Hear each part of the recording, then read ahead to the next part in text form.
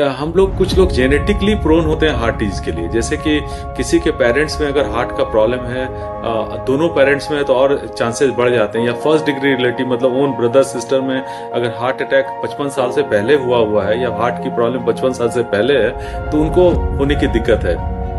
तो उनको अब ब्लड का भी टेस्ट कराना है, जैसे कि कोलेस्ट्रॉल वगैरह का क्या हाल है। कोलेस्ट्रॉल बढ़े हुआ कोलेस्ट्रॉल की वजह से भी ऐसा हो सकता है। स्मोकिंग, अल्कोहल, ये सब बहुत इंपॉर्टेंट कारण है जिसकी वजह से हार्ट अटैक अर्ली होता है, अर्ली लोगों में हो जाता है। तो हम लोग को ये सब फैक्टर पर भी ध्यान देना है कि जो जो चीज हार्ट अटैक करा सकता है, प्लस सेचुरेटेड फैट जैसे कि रेड मीट हो गया या फिर ट्रांस फैट हो गया, जो हम लोग पिज्जा बर्गर वगैरह खाते हैं, आराम से ये हार्ट डिजीज करा सकता है। हम लोग लंबे समय तक लेते रहते हैं, पता ही नहीं चलता। बहुत लोग तो मैंने बहुत सारे युवा को देखा है कि वो पिज्जा बर्गर पे भी दिन निकाल लेते हैं और ज्यादातर समय में खाते रहते हैं। इसमें अच्छा खासा अमाउंट ट्रांस फैट होता है जो हार्ट डिजीज करा सकता है और बहुत अर्ली एज में करा सकता है।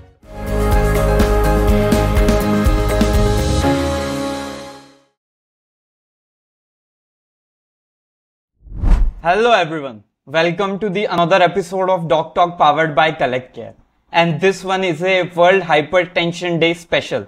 Let's bust some myths, get real about blood pressure with experts' insights. And today we have with us a very special guest, Dr. Neerav Kumar, a leading cardiologist of India with over 30 years of experience in the field of cardiology. Sir is MBBS, MD, DNB and FNB, and currently working as Director of Cardiology at BIG Apollo Spectra Hospital, Patna, and served with excellence at the prestigious IGIMS, Indira Gandhi Institute of Medical Sciences, Patna, over 11 years. And also, sir has done 1 lakh plus coronary angiography, 30,000 plus coronary angioplasty, and 5,000 plus permanent pacemaker implantation. Welcome on the show, sir. Thank you. Thank you. Sir, I think too much introduction for you. So, yeah, I think I'm just very happy to host you on my show. So, sir, let's start with a simple question कि कैसा रहा sir Sunday आज आपका? Sunday तो बहुत अच्छा रहा। Sunday का वेट करते रहते हैं कि कुछ फ्री टाइम रहे। और डेफिनेटली वर्ल्ड हाइपरटेंशन डे आ रहा है तो हम लोग हाइपरटेंशन के बारे में अवेयरनेस पूरा पॉपुलेशन में होना चाहिए कि हाइपरटेंशन काफ़ी इम्पोर्टेंट है। हम लोग यूजुअली भूल जाते हैं और ये पोटेंशियली डेंजरस कंडीशन है और ये काफ़ी साइलेंट किलर बोलते हैं। ये साइलेंटली ह्यूमन बीइंग को डैमेज करते रहता है। हम लोग इसको अंडर एस्टिमेट करते हैं, अंडर डायग्नोज करते हैं, अंडर ट्रीट करते हैं। तो स्टार्ट करते हैं इस सिंपल टॉपिक से सर कि जहां लोगों को सबसे ज्यादा कंफ्यूजन होता है कि ब्लड प्रेशर की रीडिंग्स, कुछ लोग हाई नंबर देख के पैनिक कर जाते हैं और कुछ लोग इग्नोर कर देते हैं। तो एक्चुअल में like sir I just want to know कि हाइपरटेंशन डायग्नोस कैसे होता है, कितने रीडिंग्स चाहिए, किस कंडीशन में चेक करना होता है, लोगों को क्या पता होना चाहिए before they label themselves as a hypertensive. हाँ, ये बहुत इंपॉर्टेंट है कैसे हम इसे डायग्नोज करें। तो कम से कम 5 मिनट्स आदमी चेयर पे बैठा रहे, उसके 30 मिनट्स पहले तक कोई अल्कोहलिक ड्रिंक या कॉफ़ी या टी वगैरह ना ले। जिस समय हम लोग मेजर करते हैं उस समय में कोई टू वे टॉकिंग नहीं होनी चाहिए, बिल्कुल साइलेंट बैठा रहे। और एटलीस्ट 3 रीडिंग हमें लेना चाहिए। 3 रीडिंग जो है 5 मिनट्स के अंतराल पे होना चाहिए। और जो लोएस्ट रीडिंग है उसको हम लोग लेवल करते हैं कि यही इनका ब्लड प्रेशर है। अगर ये 140 से 40/90 मतलब सिस्टोलिक 140 डायस्टोलिक 90 से ज्यादा है तब हम लोग लेवल करते हैं कि हाइपरटेंशन है। सो सर आई थिंक बहुत सारे लोग इस चीज में कंफ्यूज रहते हैं और आई थिंक आपने बहुत इसको सही तरीके से क्लियर किया है। अब सर मतलब मेरे को जानना है कि अब क्या हो रहा है ना सर, लोगों की लाइफस्टाइल चेंजेस हो रही है, राइट? लोग फास्ट फूड की तरफ बहुत ज्यादा बढ़ रहे हैं, लोग बहुत जल्दी टेंस्ड हो जाते हैं किसी भी सिचुएशन को लेके, और एक ऐसा एटमॉस्फेयर, टेंस्ड एटमॉस्फेयर अपने सराउंडिंग में उन्होंने क्रिएट कर लिया है।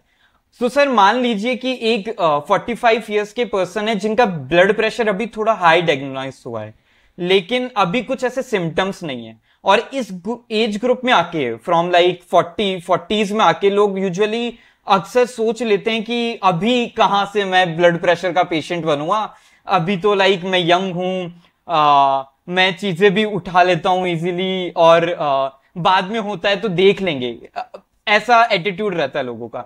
सो सर आपके एक्सपीरियंस और डेटा के बेसिस पे हाइपरटेंशन को अर्ली अगर इग्नोर करें तो लॉन्ग टर्म में क्या रिस्क हो सकते हैं सर? अगर हाइपरटेंशन इग्नोर हो और ट्रीट ना हो तो ये काफ़ी प्रॉब्लमेटिक हो सकता है, जैसे कि आंखों में अंधापन आ सकता है, हार्ट में हार्ट अटैक का बहुत इंपॉर्टेंट कारण है, हार्ट फेल्योर का बहुत इंपॉर्टेंट कारण है। इसके वजह से इस सेकेंड सबसे कॉमनेस्ट काउज है रीनल फेल्योर का भी, पेरिफेरल आर्टेरियल डिजीज वगैरह हो सकती है। ब्रेन में नस फटने की वजह से पैरालिसिस का खतरा रहता है, आर्टेरियल फिब्रिलेशन का खतरा रहता है। बहुत सारी बीमारी का ये इंपॉर्टेंट कारण है, हम लोग इसे इग्नोर करते हैं। इंपॉर्टेंट चीज़ ये है कि ब्लड प्रेशर में जो एंजाइटी वाला फैक्टर जिसका आपने जिक्र किया, एंजाइटी वाला फैक्टर बहुत इंपॉर्टेंट है, क्योंकि बहुत सारे पेशेंट्स में क्लिनिक पे अगर आते हैं तो उस समय बढ़ा रहता है, घर में नॉर्मल रहता है। इसे हम व्हाइट कोट हाइपरटेंशन बोलते हैं। तो डेफिनेटली इसका सही डायग्नोसिस बहुत ज़रूरी है। ये घर की रीडिंग को हम लोग इनकरेज करते हैं। घर में ब्लड प्रेशर जो ऑटोमेटिक मशीन है उससे भी लिया जा सकता है, और अगर घर का भी रीडिंग बढ़ा हुआ है तो हाइपरटेंशन है। और थोड़ा भी बढ़ा हुआ ब्लड प्रेशर बहुत सारा डैमेज करते रहता है। यंग पर्सन में तो बहुत इंपॉर्टेंट है कि इसको टाइम पे डायग्नोज किया जाए, टाइम पे ट्रीट किया जाए, और अगर ट्रीट कर रहे हैं तो ट्रीटमेंट में एडिक्वेटली कंट्रोल है कि नहीं, इस पे भी नज़र रखने की ज़रूरत है। बिल्कुल सर, मैं इस बात से सहमत हूँ। और सेम यंग आजकल जो यंग लोगों में भी ये चीज बहुत नॉर्मल हो गया है, राइट?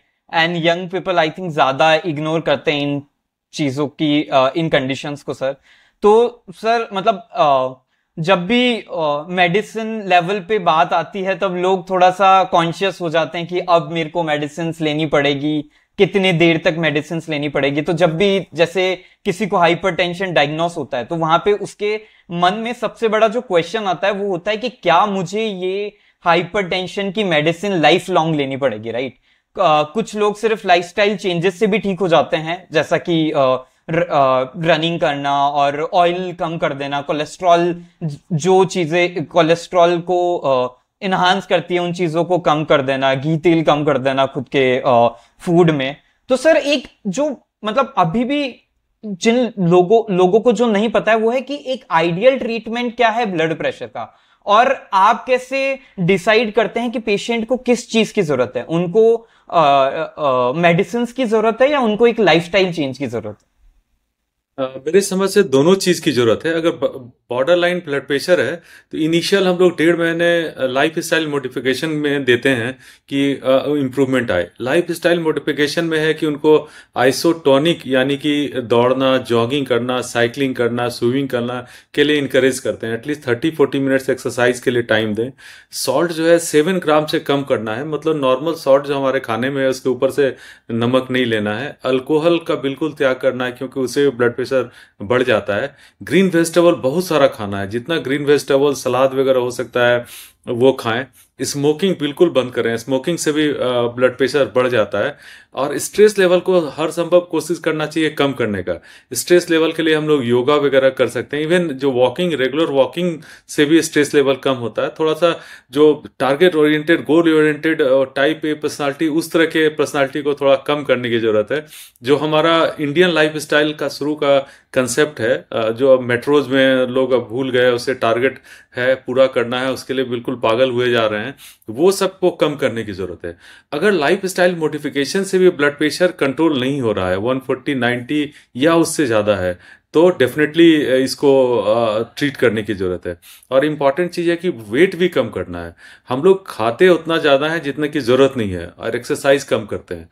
तो हमें एक्सरसाइज ज़्यादा करना है, खाना उतना ही खाना है जितना की ज़रूरत है, और हाई एनर्जी डाइट को अवॉइड करना है जिससे मोटापा आ सकता है। जैसे जितने स्वीट्स हुए, मतलब ओवर ईटिंग हुआ बहुत ज़्यादा। हम लोग हर चीज़ को एंजॉय करते हैं खा के, हर इवेंट को एंजॉय करते हैं खा के। तो हम लोग को ये सोचना चाहिए कि ठीक है खाएं आप, लेकिन लिमिट में खाएं। और पर्टिकुलरली जब बीच बीच में पार्टी होती है उस समय ज़्यादा ध्यान देने की ज़रूरत है। जब घर पे खाते हैं तो ध्यान तो है ही, पार्टी में भी ध्यान देने की जरूरत है कि हम लोग उसको भी एंजॉय। लेकिन इसके बावजूद अगर ब्लड प्रेशर बढ़ा हुआ है तो डेफिनेटली उसको ट्रीट करने की जरूरत है। ये एक सीरियस मैटर है।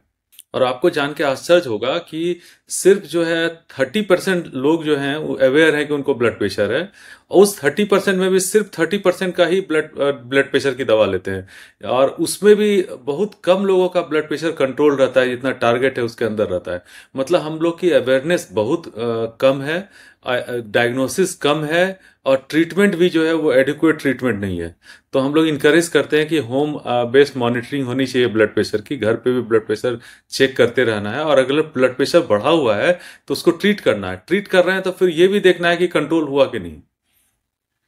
बिल्कुल सर, मैं I am agree to this point कि इंडिया का जो लाइफस्टाइल है वो ओवर ईटिंग का है। मतलब आप चाहे राजस्थान ले लीजिए, गुजरात ले लीजिए, उत्तर प्रदेश ले लीजिए, मतलब आप नॉर्थ से साउथ में चले जाइए, बस व्यंजन चेंज हो रहे हैं, बिहेवियर वही सेम है, ओवर ईटिंग वाला चीज है सर यहाँ पे। हमारे डाइट में लगभग 70% एनर्जी कार्बोहाइड्रेट से हम लोग लेते हैं, जबकि वेस्टर्न डाइट में ये मुश्किल से 30% वो लोग कार्बोहाइड्रेट से लेते हैं।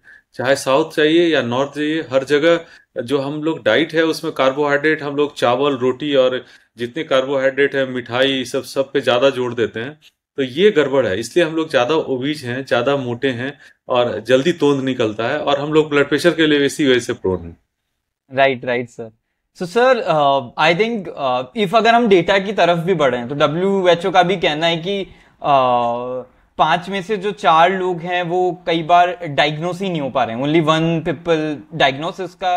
आई थिंक उसका रीजन भी ये है कि लोग अपने को सेल्फ डायग्नोस करने से कतराते हैं कई बार, कि वो नजरअंदाज कर देते हैं कि जैसे वो वॉक कर रहे हैं और पसीना ज्यादा आ रहा है तो उसको नॉर्मल समझ लेते हैं कि हाँ ये एक नॉर्मल सिम्टम है। और लेडीजें अगर जल्दी थक जा रही हैं तो वो ये समझ लेते हैं कि हाँ कुछ फास्टिंग की है मैंने, या फिर कुछ भी XYZ जो इंडियन लाइफस्टाइल का एक कॉमन मिथ है उसके नजरिए से। आपका सर क्या नजरिया है इसको लेके कि लोग क्यों इस प्रिवेंटेबल कंडीशन से स्ट्रगल क्यों कर रहे हैं, और ये क्या अवेयरनेस का इशू है, ये हेल्थ केयर एक्सेस का है, या फिर लोगों को वही मेडिसिन का डर है कुछ?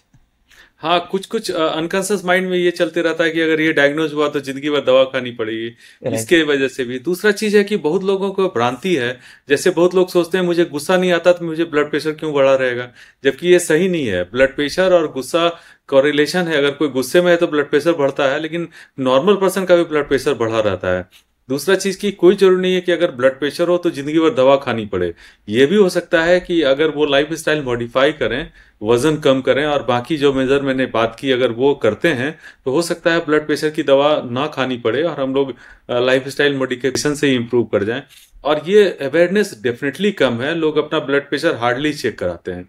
आपको जान के आश्चर्य होगा, जैसे जैसे एज बढ़ती है वैसे से ब्लड प्रेशर का प्रिवेलेंस सोसाइटी में बढ़ता रहता है। जैसे यंग आदमी में ब्लड प्रेशर जो है 10 से 15% केसेज में होता है, लेकिन अगर 70s 80s में आप चले जाएं तो लगभग 2/3 लोग हाइपरटेंसिव होते हैं। तो ये जैसे जैसे एज बढ़ता है, मिडिल एज में ज़्यादा गेन होता है, ओल्ड एज में डेफिनेटली ज़्यादातर पेशेंट हाइपरटेंसिव हो जाते हैं। तो ब्लड प्रेशर एक पार्ट है लाइफ का, और डेफिनेटली बढ़ा हुआ ब्लड प्रेशर हर ऑर्गन में डैमेज करते रहता है। तो इसे समय पर डायग्नोज करने और ट्रीट करने की जरूरत है, अवेयरनेस की जरूरत है। आपने सही कहा, अवेयरनेस भी कम है लोगों में, ये सबसे बड़ी दिक्कत है। Right sir.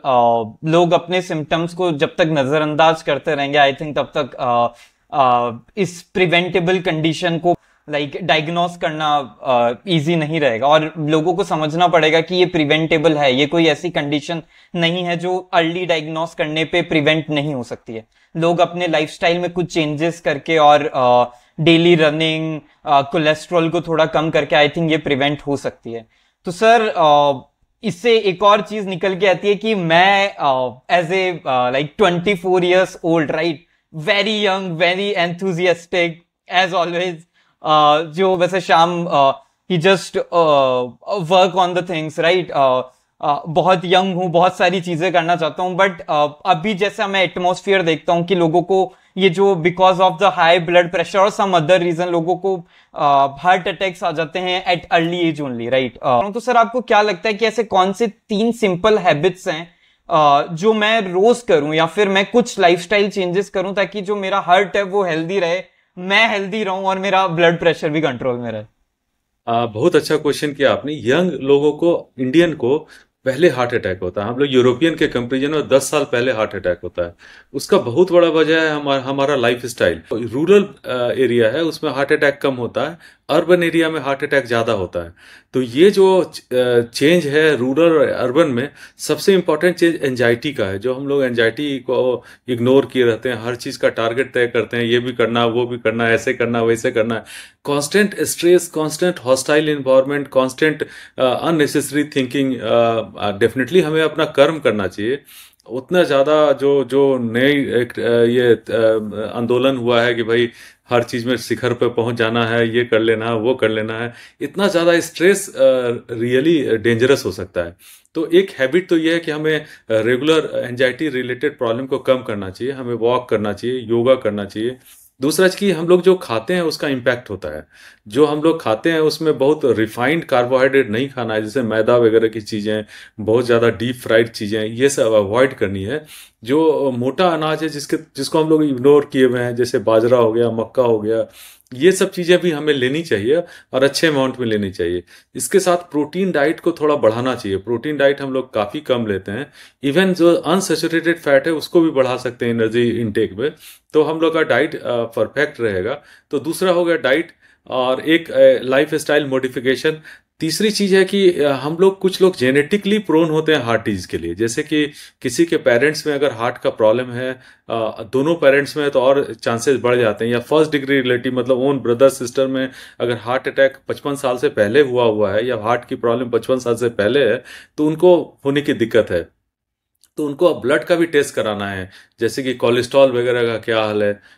कोलेस्ट्रॉल, बढ़े हुआ कोलेस्ट्रॉल की वजह से भी ऐसा हो सकता है। स्मोकिंग, अल्कोहल, ये सब बहुत इंपॉर्टेंट कारण है जिसकी वजह से हार्ट अटैक अर्ली होता है, अर्ली लोगों में हो जाता है। तो हम लोग को ये सब फैक्टर पर भी ध्यान देना है कि जो जो चीज़ हार्ट अटैक करा सकता है, प्लस सेचुरेटेड फैट जैसे कि रेड मीट हो गया या फिर ट्रांस फैट हो गया, जो हम लोग पिज्ज़ा बर्गर वगैरह खाते हैं, आराम से ये हार्ट डिजीज करा सकता है। हम लोग लंबे समय तक लेते रहते हैं, पता ही नहीं चलता। बहुत लोग, तो मैंने बहुत सारे युवा को देखा है कि वो पिज्ज़ा बर्गर पे भी दिन निकाल लेते हैं और ज़्यादातर समय में खाते रहते हैं। इसमें अच्छा खासा अमाउंट ट्रांस फैट होता है जो हार्ट डिजीज करा सकता है और बहुत अर्ली एज में करा सकता है। तो हम लोग को ये सब चीज़ें बहुत, ये 3 चीज़ जो जरूरी है वो उसको मैंने बताया कि उस रिस्क फैक्टर पर ध्यान देना है और उसको करेक्ट करना है। ब्लड प्रेशर भी one of the risk factor है। ब्लड प्रेशर, बढ़ा हुआ ब्लड प्रेशर आराम से हार्ट डिजीज करा सकता है, हार्ट अटैक करा सकता है, हार्ट फेल्योर का इंपॉर्टेंट कारण है, आर्टरियल फिब्रिलेशन का कारण है। तो अगर बढ़ा हुआ ब्लड प्रेशर है तो डेफिनेटली आपकी एज में ब्लड प्रेशर की संभावना कम है। फिर भी एक बार वो मतलब मेजरमेंट की जरूरत है। अब तो सिंपल हम लोग ऑटोमेटिक मशीन से मेजर कर सकते हैं और अर्ली डायग्नोज, अर्ली ट्रीट भी कर सकते हैं। राइट सर, मतलब आपने बोला कि चांसेस कम है, बट आई थिंक वो चांसेस को क्रॉनिक होने के चांसेस भी बहुत हाई हैं। उसका रीजन भी यही है कि हम जो मेरे जैसे युवा हैं वो नजरअंदाज कर जाते हैं कि इस उम्र में तो क्या ही होगा। तो छोटी छोटी चीजों को नजरअंदाज करते करते वो कब आई थिंक बड़े में तब्दील हो जाता है वो आई थिंक पता नहीं लगता। और मैं आपकी बात से एग्री करूंगा कि वो टारगेट्स के चक्कर में शायद जो लाइफ के पर्सनल मतलब हेल्दी गोल्स हैं उनको लेना शायद लोग भूल गए हैं आज की तारीख में, और उस पे एम्फेसिस देने की जरूरत है सर। इस कॉन्वर्सेशन को एंड करते हुए मैं आपसे कुछ रैपिड फायर क्वेश्चन पूछूंगा, जो कि एक बहुत एक्साइटिंग पार्ट होता है हमारे इस पॉडकास्ट का। So I will ask you some of the short and crispy questions. So आपको उनके आंसर्स बहुत एक या तो वर्ड में देने हैं या फिर फ्रेज में देना है। एक रैपिड फायर जैसे अमित जी पूछते हैं अपने कौन बनेगा करोड़पति पे। सो वैसे कुछ क्वेश्चन है सर। सो पहला क्वेश्चन है सर कि एक ऐसा फूड जो लोग हेल्दी समझते हैं लेकिन ब्लड प्रेशर के लिए वो थोड़ा बुरा होता है, मतलब वो फायदेमंद नहीं होता है उसके लिए। हाई सॉल्ट डाइट, खाने में नमक ज्यादा हो, जैसे पापड़, अचार, तिलौरी, पकौड़ी, इस सब में बहुत ज्यादा नमक होता है, तो ये अवॉइड करना चाहिए। सॉल्ट ज्यादा नहीं लेना है, उससे ब्लड प्रेशर बढ़ता है। Okay sir. ये सर क्वेश्चन मतलब अगर कोई गूगल पे भी सर्च करेगा तो सबसे ज्यादा लोग पूछते हैं कि सुबह या शाम ब्लड प्रेशर लोगों को कब चेक करना चाहिए। What is the best time to check someone's blood pressure sir? ये हम लोग अलग अलग टाइम में इनकरेज करते हैं, कभी सुबह, कभी दोपहर, कभी रात। ब्लड प्रेशर का पैटर्न पता चलता है। नॉर्मली ब्लड प्रेशर दिन में 2 बार बढ़ता है, 2 बार कम होता है। इसको हम लोग डाययूरनल वेरिएशन कहते हैं। और रात में नेचुरली कम हो जाता है, दिन में जब एक्टिविटी ज़्यादा होती है तो ब्लड प्रेशर बढ़ जाता है। लेकिन क्या पैटर्न है, सुबह में कितना रहता है, शाम में कितना रहता है, रात में कितना रहता है, ये पैटर्न पता चलने पे इजी है, हम लोग ट्रीट कर सकते हैं। किस समय ब्लड प्रेशर की दवा लेनी है, ब्लड प्रेशर की दवा इफेक्टिव है कि नहीं। तो मल्टीपल टाइम हम लोग को ब्लड प्रेशर चेक करना चाहिए, अलग अलग समय में। So sir next is also very common कि मॉर्निंग वॉक या इवनिंग जिम, हार्ट हेल्थ के लिए कौन सी चीज ज्यादा फायदेमंद है? यूजुअली मॉर्निंग वॉक ज़्यादा अच्छा रहता है, क्योंकि पॉल्यूशन उस वक्त कम रहता है। रात का जो ये व्हीकल वगैरह चलते हैं उसके वजह से जो पॉल्यूशन है वो मिनिमम रहता है मॉर्निंग में। तो मॉर्निंग टाइम ज़्यादा बेहतर है एक्सरसाइज के लिए। और जिस समय हम लोग खाली पेट हैं उस समय एक्सरसाइज ज़्यादा बेहतर है। खा लेने के बाद एक्सरसाइज उतना बढ़िया, बल्कि और ज़्यादा मतलब एग्जॉस्टिव हो जाता है। लोग, बहुत सारे लोग टॉयलेट भी नहीं करते हैं खा के एक्सरसाइज करना। तो बेहतर है कि हम लोग मॉर्निंग में एक्सरसाइज करें, खाली पेट करें तो बेहतर है। इसी से रिलेटेबल सर एक क्वेश्चन है कि मेरे जैसे युवा जो 24 इयर्स में है उनको जॉन अब्राहम बनने का शौक रहता है हमेशा कि let's go to gym, but sometimes because of like their busy schedule right कि वो ना तो जिम कर पाते हैं और ना बेसिक हेल्थ पे ध्यान दे पाते हैं। तो मेरा जस्ट एक सिंपल क्वेश्चन है कि सर अगर मैं डेली मॉर्निंग वॉक की भी हैबिट डालता हूं तो वो क्या फायदेमंद रहेगी अगर मैं जिम भी नहीं जाता हूं तो? आ, ये बहुत इम्पोर्टेंट क्वेश्चन है रिगार्डिंग बॉडी बिल्डिंग, है ना। राइट। ये बहुत सारे लोग, युवा सब काफ़ी बॉडी बिल्डिंग एक्सरसाइज करते हैं और कुछ कुछ हाई प्रोटीन डाइट भी लेते हैं। कुछ कुछ जिम में इंस्ट्रक्टर देते हैं कि भाई ये खाओ वो खाओ। आपने देखा होगा बहुत सारे सेलिब्रिटी की सडन डेथ हो गई, अभी अभी जिम करते समय हो गई। तो something is wrong with gym also. इसमें इंपॉर्टेंट क्या है कि जो आइसोमेट्रिक एक्सरसाइज है उसको हम लोग हार्ट के लिए या हेल्थ के लिए अच्छा नहीं मानते। जिसमें बॉडी बिल्डिंग है, जिसमें मसल बिल्डिंग है, ये सब एक्सरसाइज से ब्लड प्रेशर बढ़ता है। तो हम लोग इनकरेज नहीं करते, पर्टिकुलरली अगर कोई हार्ट के मरीज हैं। बॉडी बिल्डिंग ठीक है, लेकिन एक्सेस कोई भी चीज़ का खराब है। हम लोग का मध्यम मार्ग होना चाहिए, वो ज़्यादा सही है। बहुत ज़्यादा बॉडी बिल्डिंग करके और अपने हेल्थ को नुकसान पहुंचा रहे हैं, ब्लड प्रेशर बढ़ा रहे हैं, और उसकी वजह से हार्ट में डैमेज हो रहा है। बहुत सारे जो जो भी सेलिब्रिटी जिनकी डेथ हुई है, ज़्यादातर आइसोमेट्रिक एक्सरसाइज करते समय ऐसा हुआ है, यानी कि बॉडी बिल्डिंग एक्सरसाइज करते समय हुआ है। तो बॉडी बिल्डिंग करें, लेकिन हमको लगता है मध्यम मार्ग ही ठीक रहेगा। सिल्वर स्टेलोन और वो सनी देओल के चक्कर में ज़्यादा हार्म हम लोग कर बैठते हैं। तो सब कुछ का राइट। मीडियोकर वाला ज़्यादा अच्छा रहता है। Right sir, totally agree sir. And sir वो एक लाइन जो सबसे ज्यादा आप यूज करते हैं किसी भी पेशेंट को मतलब सीरियस करने के लिए अबाउट देयर ब्लड प्रेशर, और आपका एक लाइक कॉमन चीज रहता है जो आप हर पेशेंट के साथ शेयर करते हैं कि ब्लड प्रेशर को ट्रीट करने के लिए या उसको एफिशिएंटली मैनेज करने के लिए सर?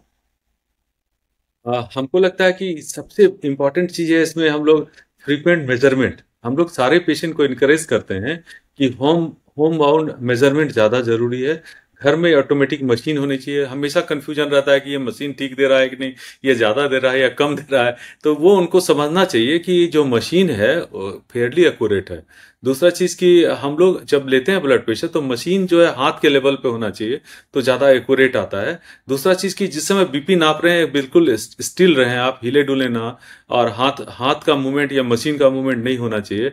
और कम से कम 3 बार हम लोग को ब्लड प्रेशर लेना चाहिए। जो लोएस्ट रीडिंग है वही एक्यूरेट है। डेफिनेटली हर समय अलग अलग चेंज आएगा, क्योंकि इलेक्ट्रॉनिक ये मेजरमेंट है ये, तो थोड़ा भी वेरिएशन तो आना एकदम नेचुरल है। इसका ये मतलब नहीं मशीन गलत दे रही है। अगर ISO 9001 या अच्छा प्रमाणित मशीन है तो वो एक्यूरेट देता है ब्लड प्रेशर। हम लोग का अपना अनुभव है। तो कम से कम 3 बार ब्लड प्रेशर देखें और जो लोएस्ट रीडिंग है उसको समझें कि हाँ यही सही है। तो अगर हम लोग मेजर कर रहे हैं तो वो सबसे बड़ा फीडबैक है कि मेरा ब्लड प्रेशर बढ़ा हुआ है, हमें दवा लेनी चाहिए। ये मोरल और वो इथिकल सारा लगने लगता है कि भाई ये हम लोग को डॉक्टर का सलाह लेना चाहिए।